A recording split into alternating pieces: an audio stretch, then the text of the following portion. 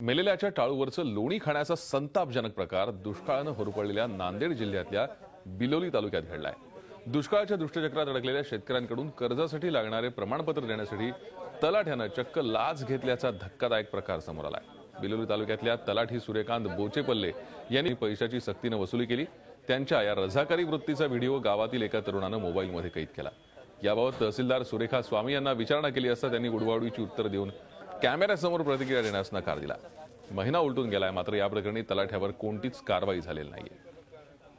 दुष्काळग्रस्त भागासाठी पीक विमा योजना सरकारने राबवला होता। त्यामध्ये पीक विमा हा प्रमाणपत्र घेण्यासाठी केसराई व आळंदी सज्जातील तलाठी एस.बी. बोचेपल्ले हे प्रत्येकी एका एकरी मागे 50 रुपये अशी जबरन वसुली करत होती। त्या प्रमाणपत्रावर फक्त सही आणि सिक्का देण्यासाठी एवढी पैसा असं करत आहेत। 50 घेतलेली बरोबर आहे सर। प्रत्येक फॉर्मला 50 रुपये घेतले सर। खरंच दुसरं कोणत्या कामाला प्रत्येक सहीला तर पैसे घेतातच, परंतु या कामाला 50 घेतले। झी 24 तास रहा एक पाऊल पुढे।